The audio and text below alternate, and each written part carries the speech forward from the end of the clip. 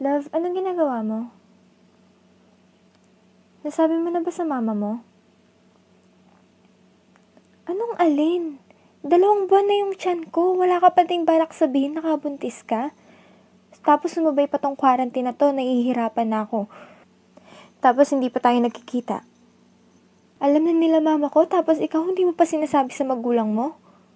Alam mo, kailangan nating mag-usap pagkatapos ng quarantine. Pagharapin na natin yung mga magulang natin.